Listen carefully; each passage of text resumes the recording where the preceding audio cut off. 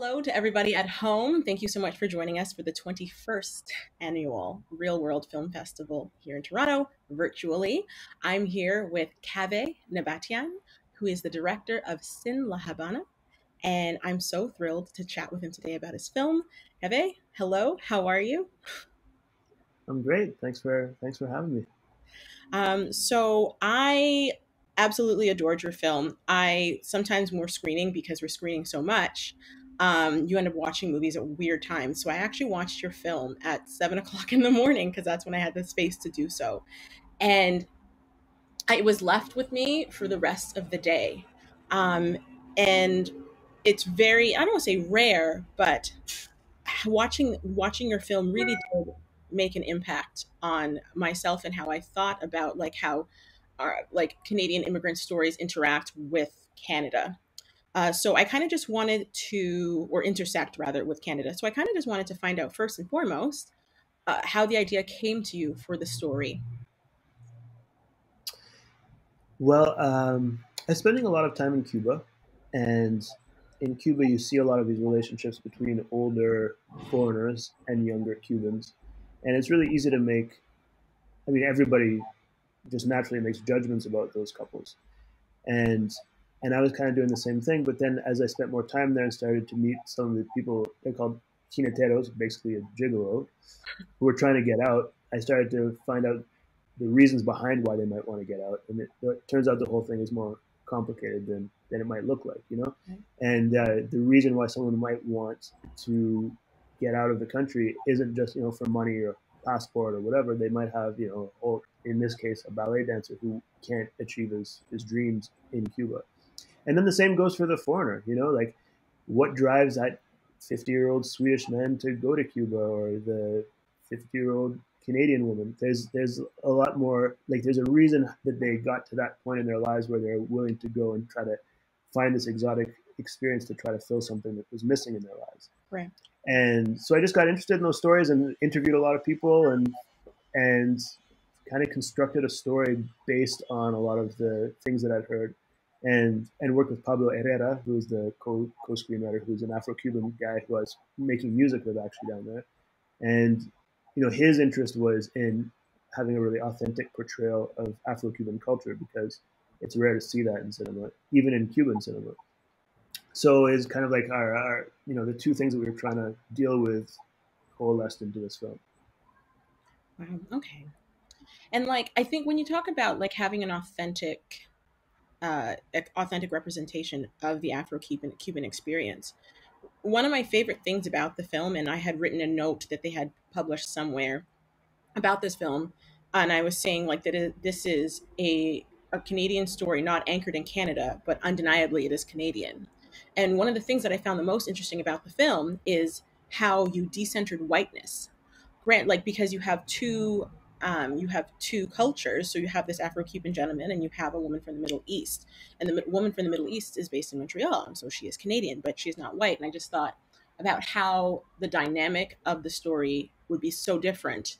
And so, can you speak to why you chose to do that? Was it a conscious choice? Like, I would rather focus on this aspect of this person's culture. So, can you talk about the two cultures that you have intersecting here, and just speak more to like that kind of aspect of the story?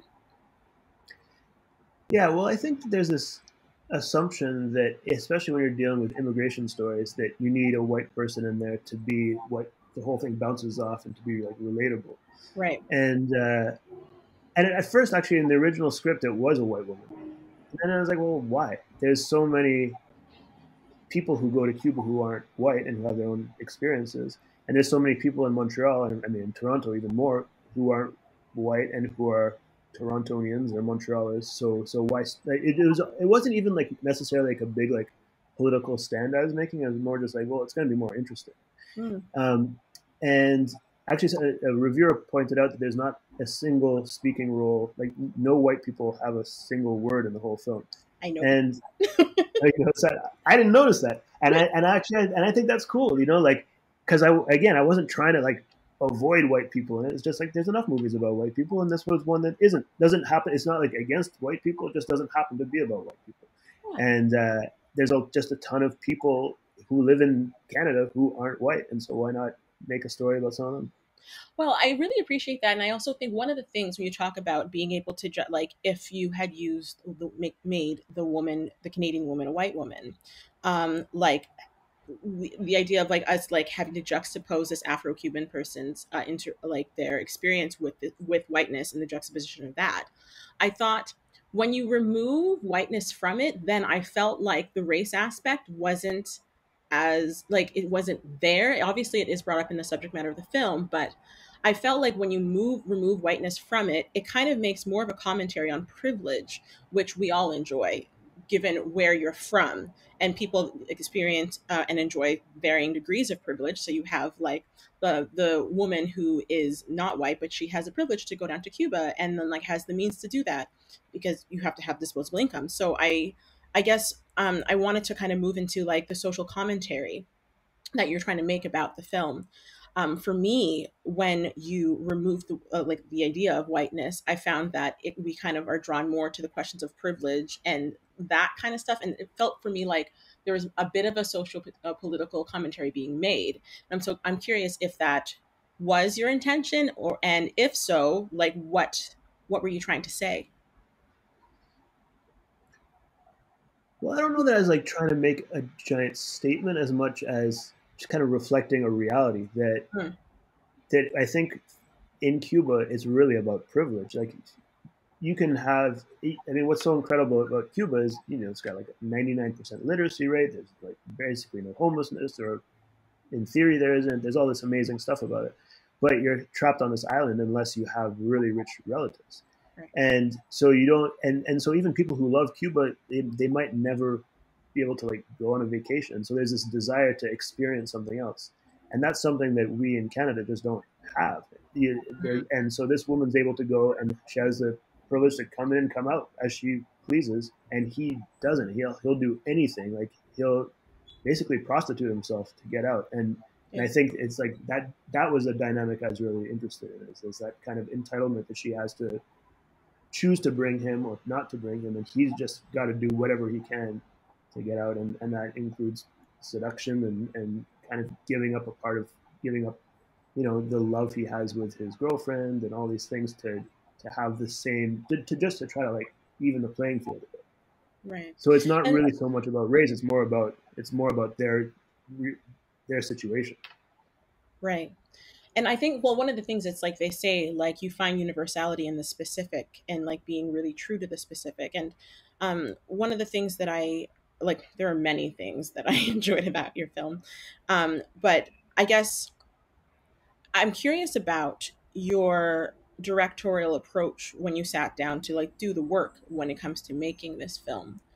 Can you speak about your process and like how you kind of found your way in and how you intended to help audiences find their way into this story? Yeah. Well, I was working on it forever. Mm-hmm. I first went down to Cuba, I think, in 2005, and I started working on music with Pablo that year. And then we started talking about doing a movie. So, it's like it's gone through so many iterations. And so, at one point, Leonardo's character was a musician, then Leonardo was a woman, then Leonardo was gay, then Leonardo was a writer, so it's just gone through so many iterations to get to where it is now. And we decided on ballet for a few reasons, because just I think it's just a beautiful art form, and it's a very cinematic art form, and it's something that is quite relatable in a way that like literature isn't necessarily. Like you can just see the beauty of his movement and see the level at which he is. So that was why we chose that.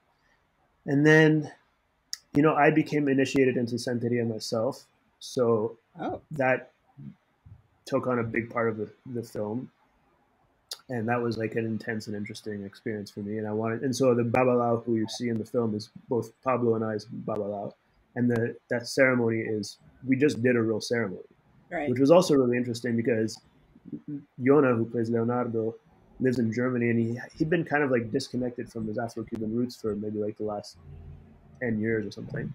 He'd been a principal at the English National Ballet before that, and so for him to do that ceremony, it brought him back to a spiritual reconnection with something that he'd sort of lost or that he'd kind of moved away from.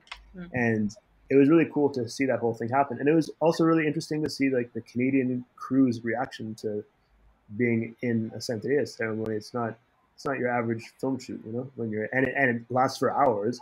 And I wasn't really willing to just get the cool shots and move on because Right. I didn't want to mess things up. You know what I mean? Like I didn't want to mess with the spirits. So Well, it sounds like you were like, I think it feels like you were leading with honesty and truth, and that's one of the like one of the biggest things that I appreciated about the film with Leonardo's character was like they're all kind of doing something wrong, or I don't want to say wrong, unethical, let's say, but mhm. you can't hold it against any of them because all of their needs and desires are so rooted in like kind of survival in a way. So like you have Leonardo's character that's it's very obvious like he needs to get out and he does that because of his girlfriend and like wanting to make a life for her, and she wants to make a life for herself as well. And then having can you remind me of the other character's name, the Middle Eastern woman?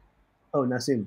Nassim. And with Nassim's character, one of the things that like she just wants to be loved, which as it's so human, and so it feels like you really led with the humanness of like when of the story, and like that's the kind of filmmaking that people respond to. So really and truly, thank you. I guess the last thing I wanted to ask you, a couple, I have like it's a two-parter, is what do you hope to leave audiences with? And I guess it's twofold in the sense that like when you were going into this and making the film, what were you hoping to kind of like what were you hoping to say? And then by the end of it, on the other side, after working on this for it sounds like 15 years, on the other side, Yeah. after watching a film, what do you want audiences to think and feel? What were you hoping to leave us with? Well, I definitely tried to put it together to make it a real journey, and so I was trying to work sonically and visually to make a real kind of arc. But in terms of what I was trying to say, I guess another important thing is so my dad is an Iranian Jew, and so that was why that whole culture came into it. When I was thinking like, okay, well, what if it's not a white lady? Who should it be? I was like, well, I actually know people, not my close family, but more extended family who divorced their kind of Orthodox Iranian Jewish husbands and did something kind of wild as a kind of rebellion, even at a later age. Like in the story, Nassim was around 40. And I know people like that who've kind of escaped the thing and then married like the wrong guy, or Right. started dating the wrong guy or getting into salsa music or all these things that are not Yeah. classically okay in Right. Iranian Jewish culture. So it was important for me, like, to show Iranian Jewish culture in an honest way, and to show Afro-Cuban culture in an honest way. That was important from the beginning. But I guess it was like also just something that I've always been interested in, and that I was really experiencing a lot in Cuba, was how easy it is to make judgments about people. Right. And and so I guess if I want to, from the beginning and still now, like next time you see someone saying something or doing something that doesn't, you don't like, maybe you like think about like, wow, I wonder how they got to that point. Mm.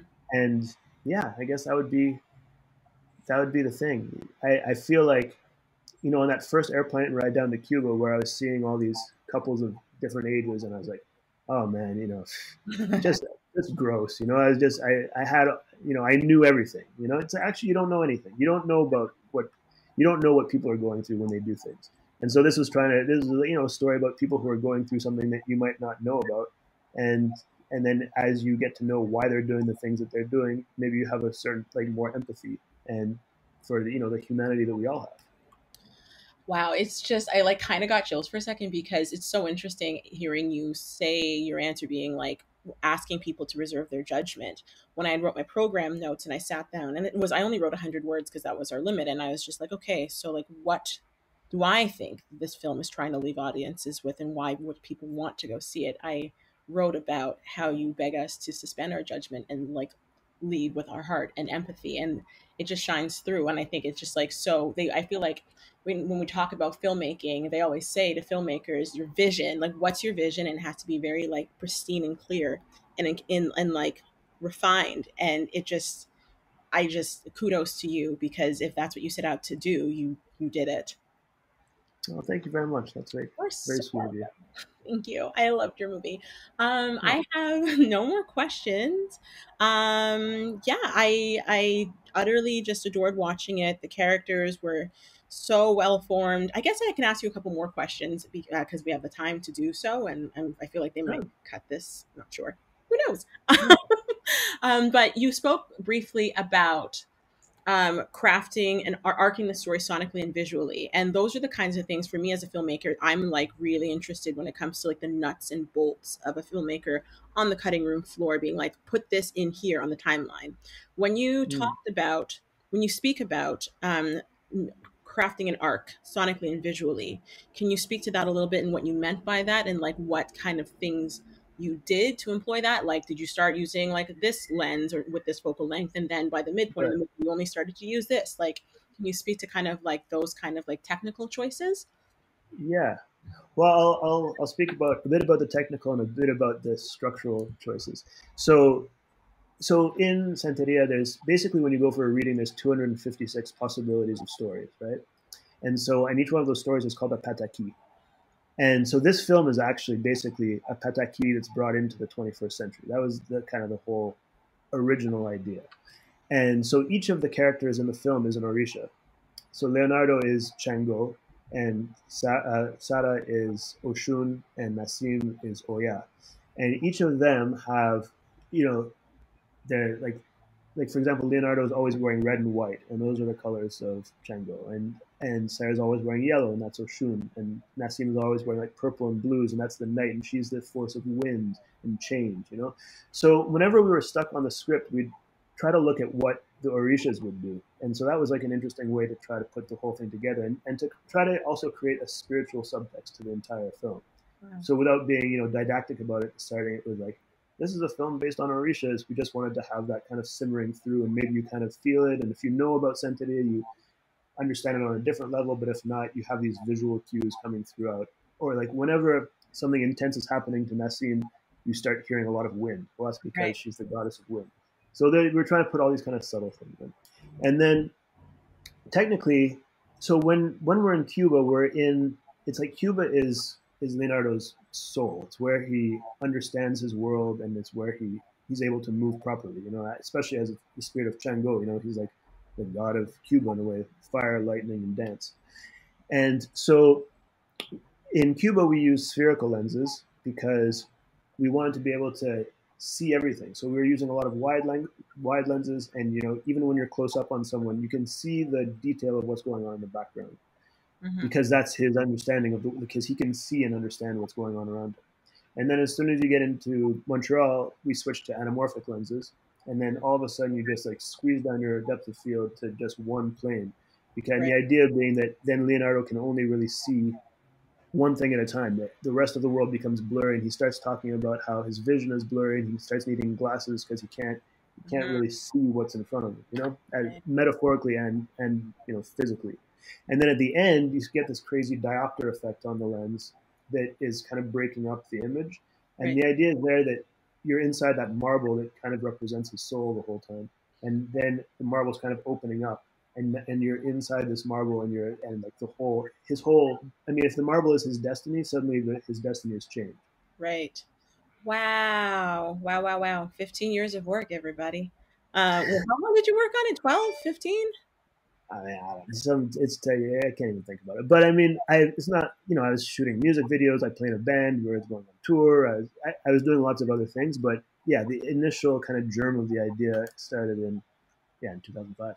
It just, yes, and like I feel like sometimes we forget how like how long it takes to usher a project along, because obviously you weren't working on this full time day in day out, but Right. like the small little steps. And so I really do commend you for making a film and like traveling with it for so long, because it's very easy to throw your hands up in the air and be like, I don't want to do this anymore. So like kudos to you again. Thanks. I the last question, because I have a couple minutes, is about casting, specifically because you mentioned that the lead Yona, Yeah. who played Leonardo, is from Germany. And so one of the things I thought when I was watching was like, my God, he's a brilliant dancer.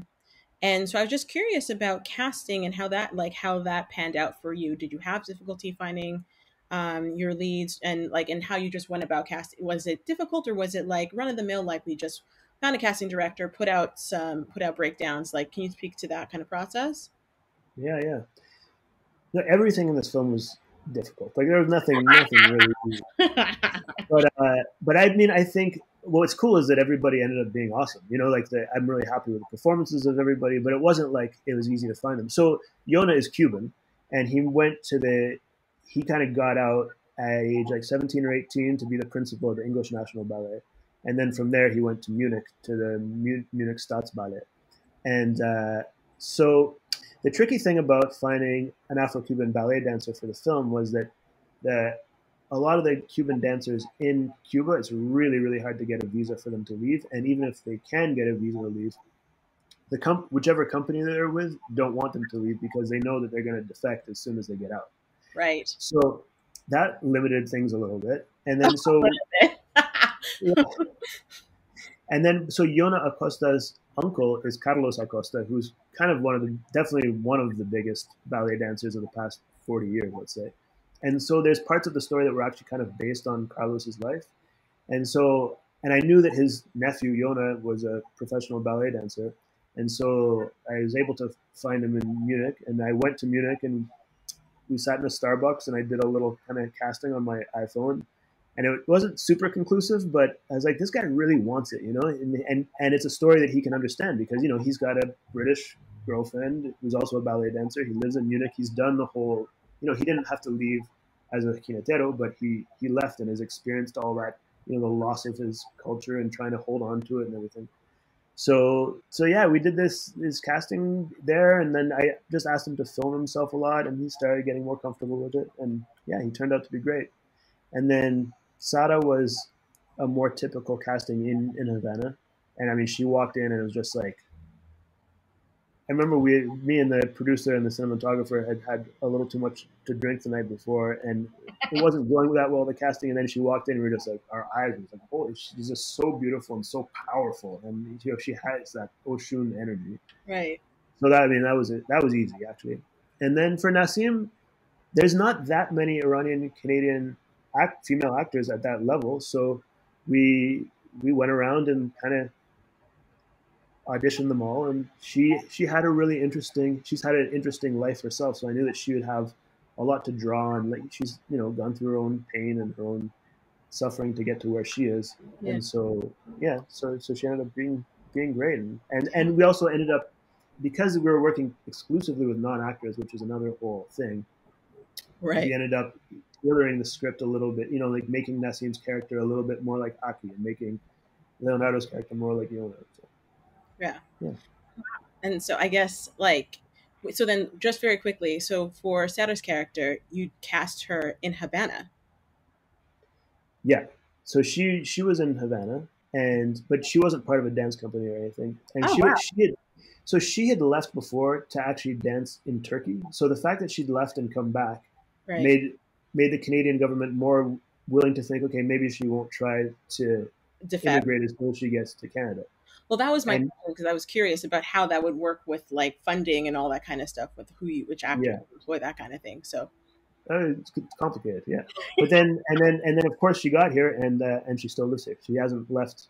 She hasn't gone back. it's Canada. So It's a pretty cool country sometimes. yeah, So then, okay, to wrap it up, it's 3 o'clock. So to wrap it yeah. up, um, Real World Festival, Film Festival, is very much so. Tanya Williams always talks about how she wants. It's a kind of a grassroots festival in the sense that she wants to have people that are just starting out in their careers, and like also obviously you happen to start out in your careers, but like being on the pulse of things, like the people that are like making really stellar work.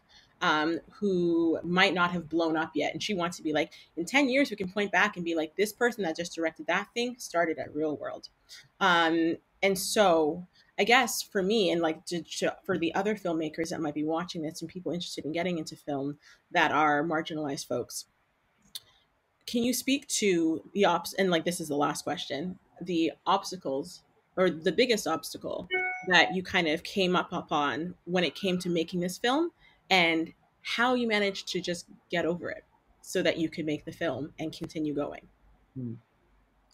I mean, I think the hardest thing was that it was my first film. It takes place in two countries. It's in Spanish, Farsi, and English. it doesn't necessarily seem like a big commercial probability. It wasn't even clear. Like people knew that I had experience, but they weren't sure that I could do it. They just weren't sure I could do it. Mm. And so it was a lot of rejection and a lot of picking myself back up and just keeping on working on it and hammering it away at it until I got it. So I guess my advice would be, if you really believe in it, just, I mean, it's super cheesy, but just don't give up, and hopefully it won't take you 15 years. Wicked. It's trite because it's true. Yeah. So thank you so, so much for hanging in and chatting with me. I really, really loved your film and so appreciate your hard work and you chatting with me today. To everyone at home, this is Kavi Nabatian with Sin La Habana, our opening night film. You're going to love it. And yeah, thank you so much.